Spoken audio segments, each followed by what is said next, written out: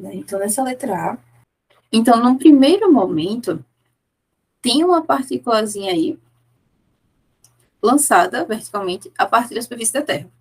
Então, tem a partículazinha aqui, que ela é lançada com V0. Até que, em outro momento, ela atinge uma alturazinha máxima H.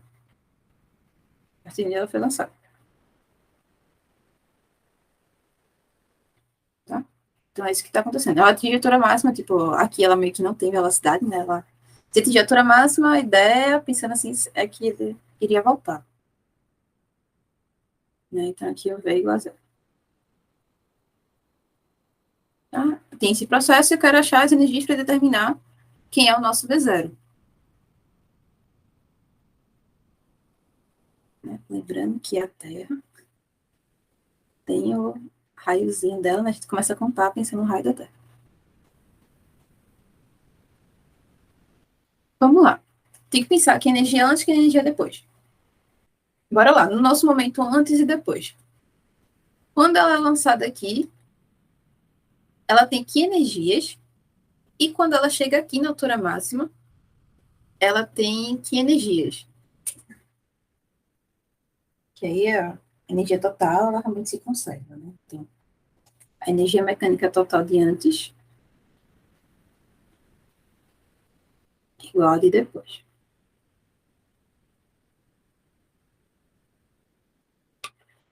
Só tem que ver quem são as energias que faz a mecânica de antes, e são energias que soma e faz a mecânica de depois. Então, a de antes, a gente sabe que ela tem cinética, né, porque ela tem velocidade, e ela também tem potencial gravitacional, né, em relação à Terra. Então, é aquela historinha, inclusive, teorema das cascas, tá? Então, a gente também usa essa parte das cascas, em relação à casca, o que está fora sente a gravitacional como se a casca virasse uma partícula no meio. Em relação à casca, o que fica dentro não sente nada. Né? Então, tem esse teorema das cascas, que eu também trouxe na gravação que você já tem, intensivo antigo, porque aí tem também uma diferençazinha, né, se a minha casca é realmente tipo só a casquinha ou se a esfera é maciça. E aí a gente vai fazer um detalhezinho, né, uma relação de volume, enfim. Então, antes, tanto tem cinética, como também tem potencial, porque a Terra está atuando como se fosse uma partícula no meio. Então, ela sente essa potencial gravitacional, pensando justamente essa distânciazinha do raio da Terra. Tá? Então, antes tem a potencial gravitacional e tem a cinética. E no depois, né, quando chega aqui, não tem mais cinética, né, porque se ele chegou na altura máxima, velocidade acabou, só tem potencial, é tudo potencial. Tá? Então, tem uma nova potencial gravitacional. Só que aí, claro, vai ter outra distância. Pega o raio e ainda pega essa altura que ele subiu. Tá? Então, lembrem que é da relação de fazer referência para o infinito dar zero, não sei o quê. Mas a energia tem uma carinha parecida com a de força gravitacional, só que não é o quadrado, né? É só ele. E a gente deixa negativo. Então, menos G m da Terra, m da partículazinha, e a distância de antes, que é só o raio da Terra. Foi.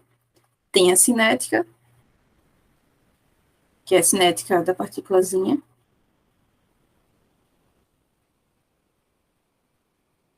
E no momento de depois, né, quando ele está lá em cima, que não tem cinética, tem essa potencial, que é G, o M. E a distância de agora, né, lembrando que a Terra atua como se fosse uma partícula no meio, né, então a Terra atua como se fosse só a partículazinha aqui, é essa distância toda, daqui até lá. Então é esse RT mais H. Essa é a nossa montagem aqui, eu colocando, reajeitando, né, e tal, dá para achar a velocidade que ela partiu, esse V0, em função das outras variáveis, no caso. Então, ele nem me falou que era a massa da partícula, porque seria indiferente aqui. Ou se tiver falado, ficou indiferente aqui, de todo jeito. E aí o V0 o que já tinha aí, né? G T sobre RT mais H. E isso aqui vai somando.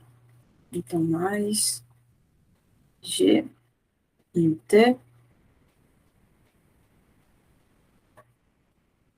Tá? Se quiser, pode deixar uma fração só, né? Uma equação só. Então, MC embaixo, eles dois.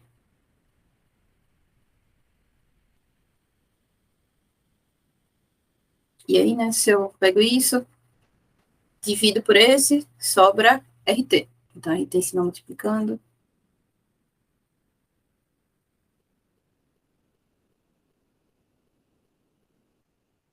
Se eu pego isso e divido por esse, corto RT, sobra RT mais H. Então, fica isso vezes RT mais H. Vezes RT mais H. Eu já dei a distribuída aqui, né? Já dei uma forçadinha aqui. Tá? Mas é pelo menos só para isso aqui vai se cancelar em si, né? E vai sobrar só uma expressão, pelo menos. Então, ficou que o V0 ao quadrado sobre 2 é G MTH sobre RT do RT mais H. E aí o V0 em si, né? Dá para colocar o 2 para lá, depois passar a raiz. Então, nossa velocidade que partiu é raiz. Esse 2 vai multiplicando, né? Então, 2G. Então, depois que a gente faz a montagem em si, de ver que a energia antes, que a energia depois, o resto é mais uma questão de ir ajeitando, né? Para colocar em evidência, encontrar o que foi pedido. Né? Então, tudo está no bem no início da questão.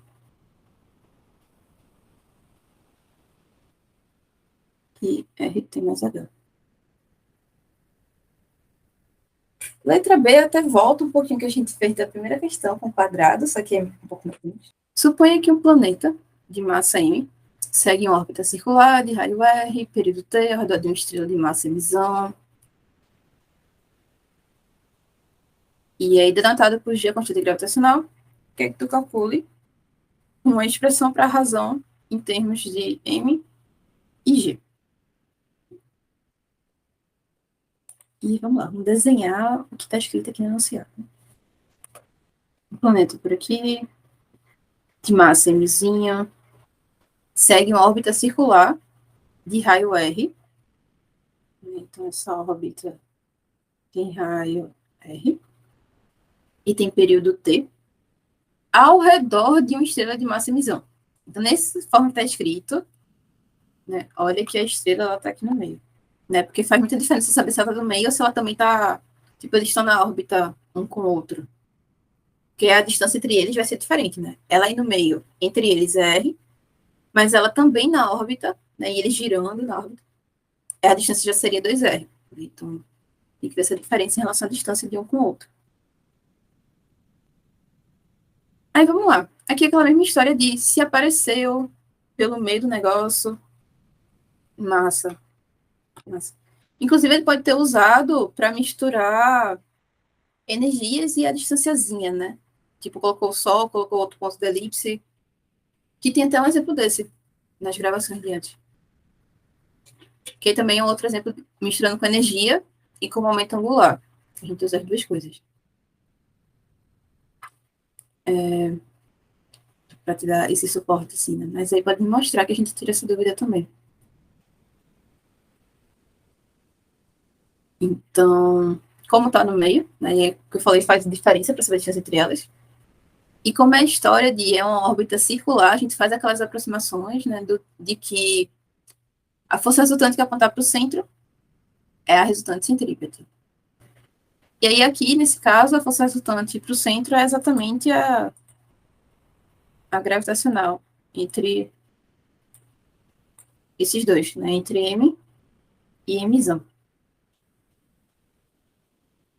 Tá? Então aqui, a força gravitacional entre eles está sendo exatamente a resultante para o centro, que nesse caso é a resultante centrípeta. Então, a força gravitacional entre eles, G, Mzinha, Mzão, distância ao quadrado, e aí que como foi no meio a distância é o R. Se tivesse lá na outra ponta, usaria 2R. E a centrípeta, né, resultante para o centro, já que é um círculozinho, é o M. Ali que é resultante desse daqui, é o M. E aí o V ao quadrado sobre o R da trajetória circular. Tá? Então, outro uso que a gente faz, quando aparecer a história de período e tudo mais, a gente substitui no lugar dessa V, no lugar da velocidade. Então, sempre que aparecer alguma coisinha sobre período, quando tu chegar com a equação da velocidade em si, a gente vai substituir esse período. Né? Então, cadê? Aqui. Sempre que aparecer alguma coisinha com período, a gente faz ele aparecer na equação a partir da velocidade. Porque aí o que é período? É o tempo de dar uma volta completa. Então, se eu considerar que o espaço foi uma volta completa, o tempo para ele fazer isso é o período. Né? Então, velocidade é espaço sobre o tempo. E se a gente usar como espaço uma volta completa, né, o comprimento, né, o perímetro da circunferência, então 2πr, o tempo de ser uma volta completa é exatamente o nosso período. Então, essa é a substituição que a gente faz para que na equação passe a ter período. E aí, nesse caso, para essa igualdade aqui, dá para cancelar esses dois. Dá para cancelar esses dois. Né? Então, ficou G, Mzão, sobre R, igual a V ao quadrado. E aí, o V vai ser esse 2πr sobre T.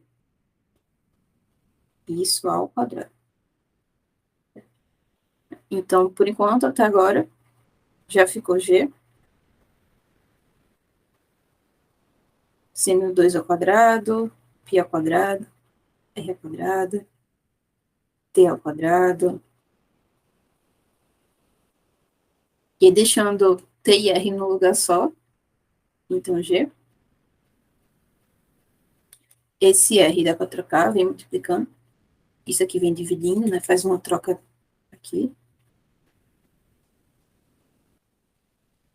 E vai ser R ao quadrado, R ao cubo sobre T ao quadrado. Só vamos trocar a ordem, né? Foi quase o que ele estava falando. Ele quer que tu mostre como é que fica. Que, querendo ou não, isso daqui é a lei dos períodos, né? De que é a terceira lei. A história do período ao quadrado, sobre o raiozinho ao cubo, né? Sobre aquela arestazinha da elipse ao cubo. Isso é sempre constante.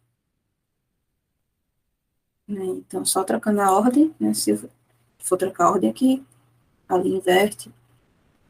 A gente chega aqui, t ao quadrado, r ao cubo, é o inverso disso daí. Então, 4π ao quadrado, que realmente são constantes, tipo a massa da estrela do meio é constante, a constante gravitacional é constante. Enfim.